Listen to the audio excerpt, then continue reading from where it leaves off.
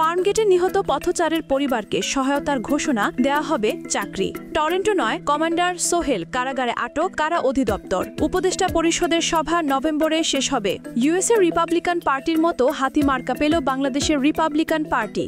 বঙ্গোপসাগরে 24 ঘন্টার মধ্যে সৃষ্টি হবে ঘূর্ণিঝড়। ভারতকে হারালে 8.5 কোটি টাকা পাবে বাংলাদেশ।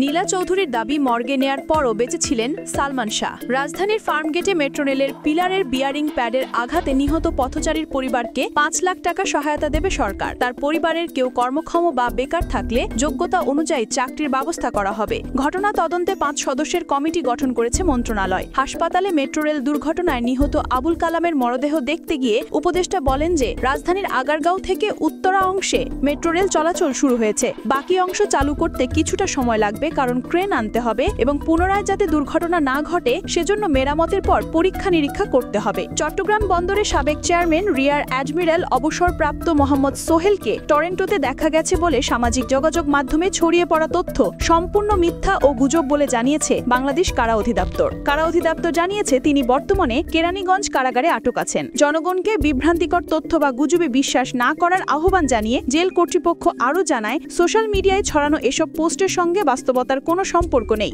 এর আগে শুক্রবার রাতে সামাজিক যোগাযোগ মাধ্যমে একটি পোস্ট ভাইরাল হয়, যেখানে দাবি করা হয় রিয়ার অ্যাডমিরাল সোহেলকে এক সামরিক কর্মকর্তা টরন্টোর স্কারবোরো এলাকায় দেখেছেন।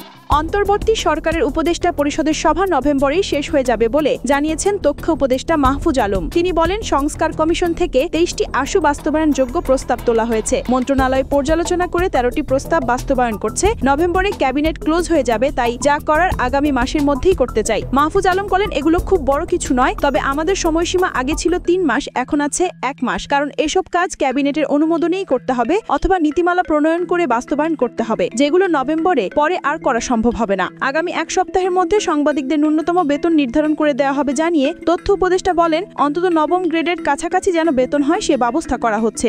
যুক্তরাষ্ট্রের রিপাবলিকান পার্টির মতো হাতি মার্কা পেল বাংলাদেশের রিপাবলিকান পার্টি। মার্কিন প্রেসিডেন্ট ডোনাল্ড ট্রাম্পের রাজনৈতিক দলের নামও রিপাবলিকান পার্টি। এ দলেরও নির্বাচনী প্রতীক হাতি। আদালতের আদেশে নতুন দল হিসেবে নিবন্ধন পেয়েছে বাংলাদেশ রিপাবলিকান পার্টি, দলীয় প্রতীক হিসেবে পেয়েছে হাতি। আজ রোববার দলটির চেয়ারম্যান KM আবু হানিফ হৃদয়ের হাতে নিবন্ধন সনদ তুলে দেয় নির্বাচন কমিশন। 24 ঘন্টার মধ্যে বঙ্গোপসাগরে সৃষ্টি হবে ঘূর্ণিঝড়, যা মান্থা নামে পরিচিত পাবে। ভারতের আবহাওয়া বিভাগ রোববার তাদের সর্বশেষ আপডেটে এ তথ্য দিয়েছে। বঙ্গোপসাগরে বর্তমানে এটি গভীর নিম্নচাপ হিসেবে অবস্থান করছে। 24 ঘন্টার মধ্যে ঘূর্ণিঝড়ে পরিণত হওয়ার পর 28 অক্টোবর এটি প্রবল ঘূর্ণিঝড়ের রূপ নেবে বলে জানিয়েছে ভারতীয় আবহাওয়া সংস্থা। সর্বশেষ তথ্য অনুযায়ী ঘূর্ণিঝড়ে পরিণত হতে যাওয়া গভীর নিম্নচাপটি বঙ্গোপসাগরে পোর্ট ব্লেয়ার থেকে 610 কিলোমিটার পশ্চিমে, চেন্নাই থেকে 790 কিলোমিটার দক্ষিণ পূর্ব দিকে, বিশাখাপত্তনম থেকে 850 কিলোমিটার দক্ষিণ দক্ষিণ পূর্ব দিকে এবং ওড়িশার গোপালপুর থেকে 950 কিলোমিটার দক্ষিণ দক্ষিণ পূর্ব দিকে অবস্থান করছিল।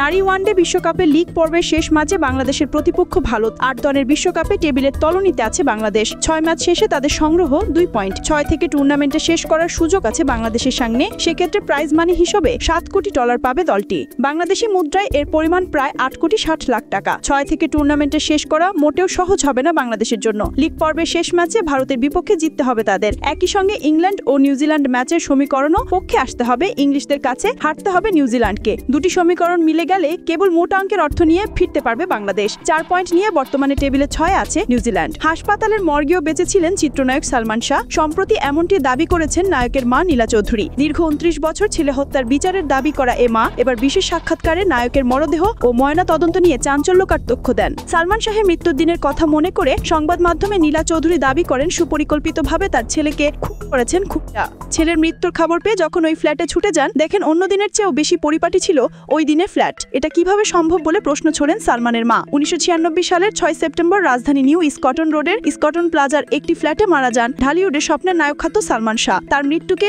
স্ত্রী সামিরা হক আত্মহত্যা দাবি করলেও নায়কের মা, বাবা ও পুরো পরিবারের দাবি এটি একটি সুপরিকল্পিত হত্যাকাণ্ড।